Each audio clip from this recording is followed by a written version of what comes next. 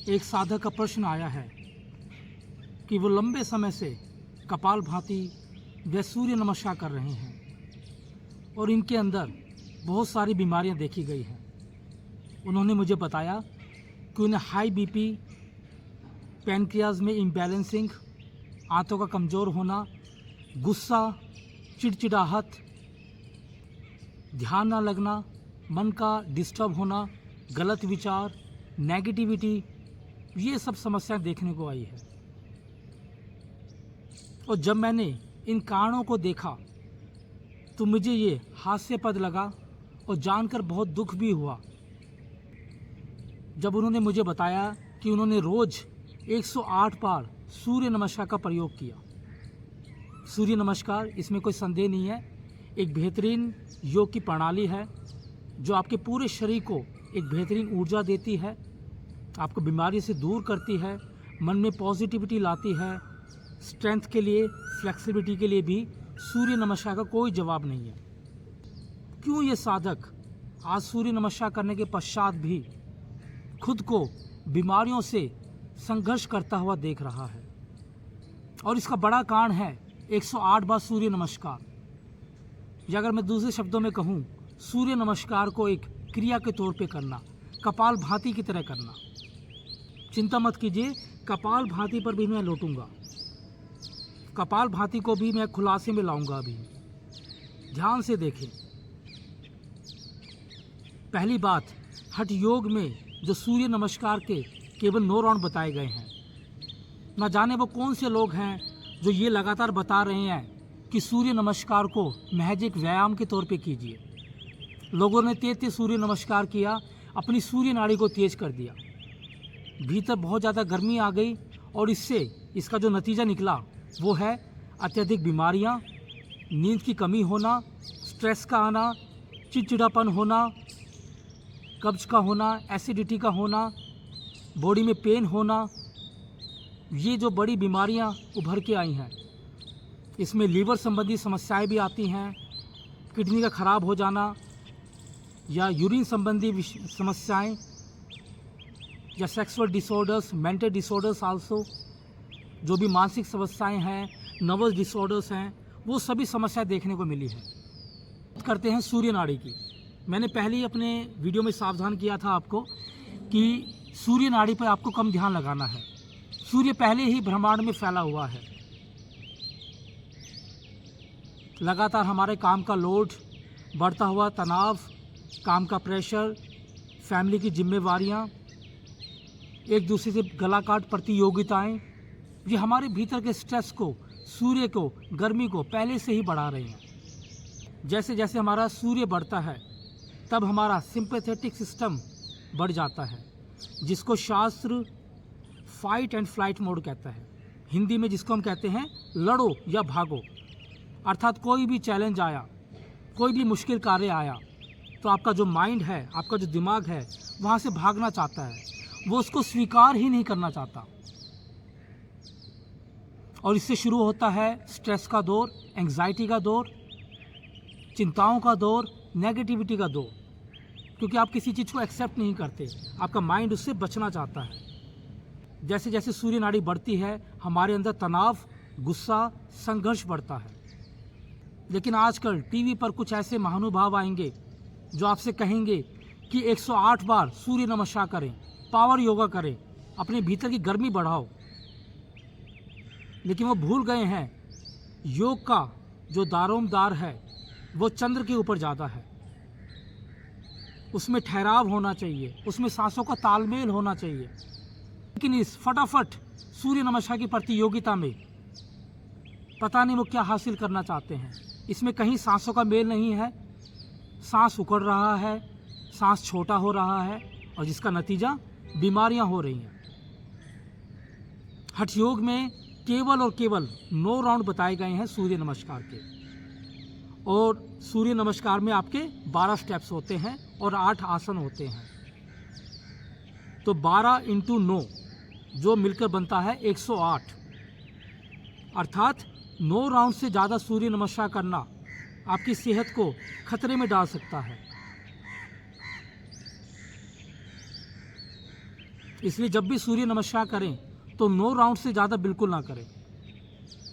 और 9 राउंड भी उनके लिए है जो प्रारंभिक तल पर है, जिन्होंने कभी योग की शुरुआत ही नहीं करी, जो योग में अपना करियर बनाना चाहते हैं, जो अपनी बॉडी में फ्लेक्सिबिलिटी लाना चाहते हैं, आसनों में एक ठहराव महसूस करना चाहते हैं, आसनों में अपने समय को बढ़ाना चाहते हैं, तो उनके लिए 9 राउंड के सूर्य नमस्कार उपयोगी होगा। लेकिन जो हम योगी हैं, जो पहले से योग की अच्छी साधना करते हैं, वो केवल 4 या 5 सूर्य नमस्कार भी करें तो भी काफ़ी होगा, क्योंकि सूर्य नमस्कार का उद्देश्य है अपने प्राण के फ्लो को बढ़ाना, प्राण के प्रवाह को तेज़ी से शरीर के आंतरिक अंगों में फैलाना, शरीर को लचीला बनाना, ताकि शरीर बेहतर योग साधना की तैयारी में आ सके, ताकि शरीर की फ्लेक्सिबिलिटी बढ़े। और ये लचीलापन आपको आसनों में चाहिए। दूसरी तरफ ये भी देखा गया है कि लोग योग को पहले करते हैं, बाद में सूर्य नमस्कार करते हैं। ये भी एक बहुत बड़ी गलती है। देखिए, पहले सूर्य नमस्कार को किया जाए ताकि आपका शरीर पूरी तरीके से गर्म हो सके, तैयार हो सके बेहतर साधना के लिए। और उसके लिए जैसे जैसे आप आसनों में ठहरेंगे, आपके भीतर शांति आएगी, आपके अंदर ठहराव आएगा, स्थिरता बढ़ेगी। लेकिन यहाँ भी बेवकूफ़ी देखने को आती है। लोग आसनों को भी एक्सरसाइज की तरह, व्यायाम की तरह कर रहे हैं, लगातार 33 सूर्य नमस्कार कर रहे हैं। तो जब भी आप सूर्य नमस्कार करते हैं तो बहुत तेज़ गति से ना करें। सूर्य नमस्कार को भी आप हर तरह के आसनों में कम से कम 3 से 4 सेकंड ज़रूर रुकें, ताकि आपको पता चले कि कैसे सूर्य नमस्कार के जो आसन हैं, 8 आसन, वो कैसे आपको प्रभावित करते हैं। जिसमें भुजंग आसन का एक अलग तल है, पर्वत आसन दूसरी तरफ है, अंजनी आसन जो आपकी हिप ओपनिंग करता है उसका एक अलग मज़ा है, हस्त उत्तान आसन जो पूरे शरीर को खींचता है वो अलग तल पर है। अर्थात हर आसन में आप अपने फ्लेक्सिबिलिटी को देख सकते हैं, खुद की नेचर को समझ सकते हैं। लेकिन जो आधुनिक समय के जो आजकल जो अपने आप को जनक कहते हैं योग का, वो केवल एक ही कार्य कर रहे हैं कि कैसे वेट लॉस की तरफ जाया जाए। बस फटाफट कर लो और शरीर को थकाओ, तोड़ो, और उसके बाद बीमारियों और डॉक्टरों के चक्कर काटो, बीमार पड़ते रहें और उनका धंधा पानी चलता रहे। जी नहीं, हमें अपने सनातन योग को पहचानना होगा। वो योग जो 1000 साल पहले शुरू हुआ था, वो योग जिसमें ठहराव था, वो योग जिसमें स्थिरता थी, जिसमें आनंद था। लेकिन जैसे जैसे मनुष्य ने, योग के उपासकों ने, आधुनिक उपासकों की बात कर रहा हूँ मैं, जिन्होंने इसको महज एक व्यायाम बना के पेश किया, और आज इसका नतीजा हमारे सामने आ रहा है। योग करने के बावजूद भी लोग रोग से ग्रसित हो रहे हैं। जिस देश को योग का जनक बताया गया, आज वही देश रोग की नगरी बन गया है। तो अभी भी समय है कि आप सावधान हो जाइए, योग को संपूर्ण अवस्था में कीजिए। योग जिस स्थल पे शुरू हुआ था उसमें वही तरीके अपनाएं, अर्थात हर आसन में पहुँचें, उसमें ठहरें और अपनी सांसों को जुड़ें। हर आसन में आप जाएं, उसमें समय लगाएं, अपनी सांसों का अभ्यास करें, ताकि आपकी जो भीतर की ग्रंथियां हैं वो सभी खुल जाएं। लेकिन तेज गति का जो सूर्य नमस्कार है, तेज गति के आसन हैं, ये आपकी बॉडी को, आपके शरीर को खराब कर रहे हैं, स्ट्रेस में डाल रहे हैं, और आप जाने अनजाने बीमारियों को न्योता दे रहे हैं। आगे बात करते हैं कपालभाति।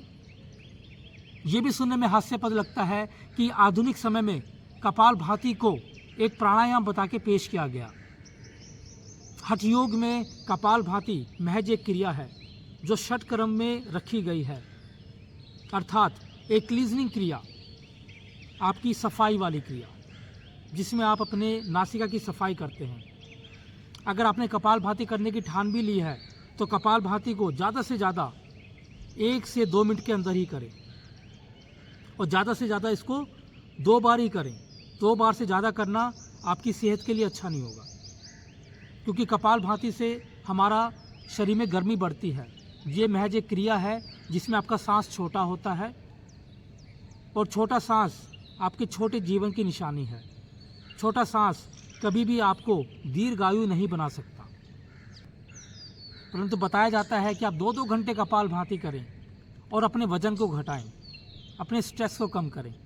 होता उल्टा है।